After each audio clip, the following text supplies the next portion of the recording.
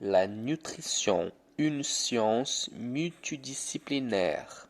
La nutrition est une science constituée de plusieurs disciplines, telles que la physiologie, la biochimie, la microbiologie, la composition et la technologie alimentaire.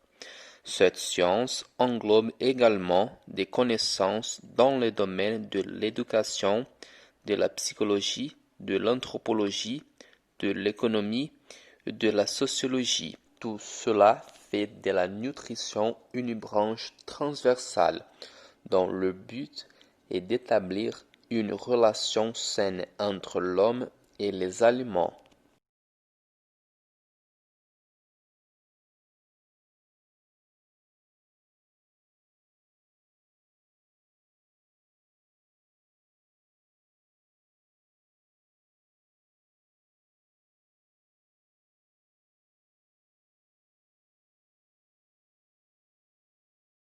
De nos jours, on met en relief l'importance d'un repas équilibré, étant donné qu'il y a un lien étroit avec la qualité de vie que l'on mène.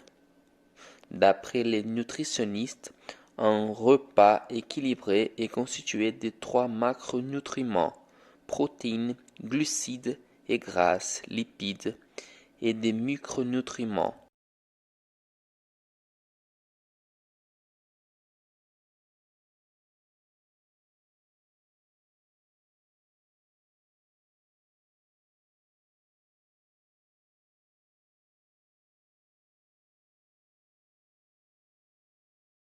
Les protéines se forment à partir d'un enchaînement des acides aminés, qui sont aussi des molécules organiques. Les protéines sont responsables de la composition des muscles, de la peau, des ongles, des poils. Les protéines et les acides aminés sont également à la base de nombreuses enzymes et d'anticorps nécessaires à la croissance, la réparation et la défense des tissus humains.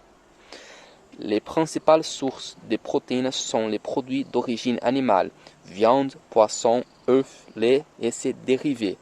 En ce qui concerne les produits d'origine végétale, on met l'accent sur les légumineuses: haricots, lentilles, fèves, soja, pois, les noix, les graines, quinoa, tournesol, chia et les céréales: riz, blé, avoine, orge.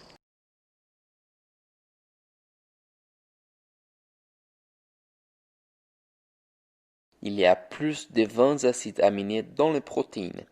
9 sont essentiels, c'est-à-dire que le corps ne peut pas les fabriquer.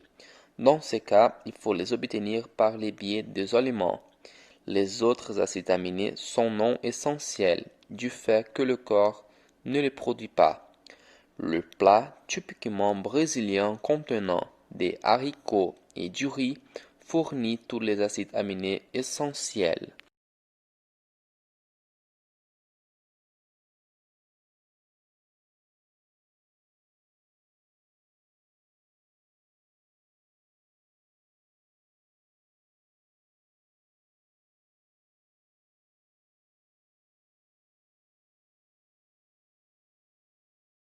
Les glucides, à l'instar des protéines et des acides aminés, sont des composés organiques. En effet, ce sont les principales sources d'énergie, carburant du cerveau et des muscles.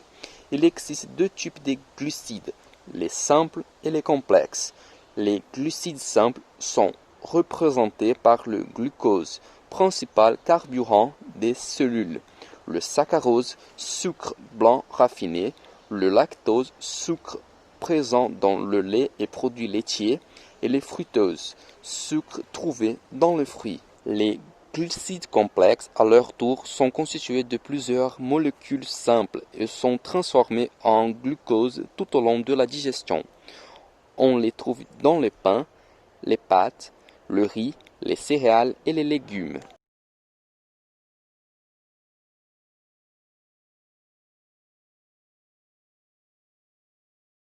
Les grasses lipides appartiennent au dernier groupe des molécules organiques.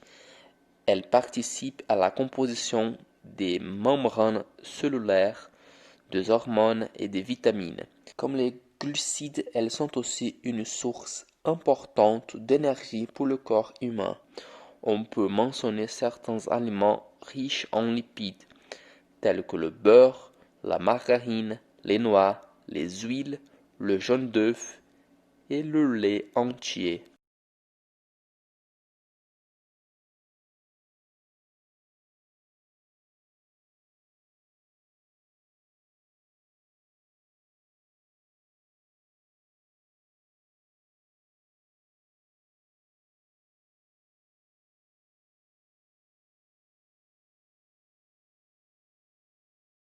Il faut dire que les réactions chimiques qui aboutissent à l'absorption des nutriments n'ont lieu qu'en présence d'eau. C'est la raison pour laquelle les nutritionnistes nous demandent d'en boire au moins 2 litres par jour. L'eau est en outre le constituant majeur du sang. Elle achemine ainsi les nutriments vers les cellules et aide à éliminer les déchets de l'organisme. Donc, fais très attention à la quantité d'eau que tu bois par jour.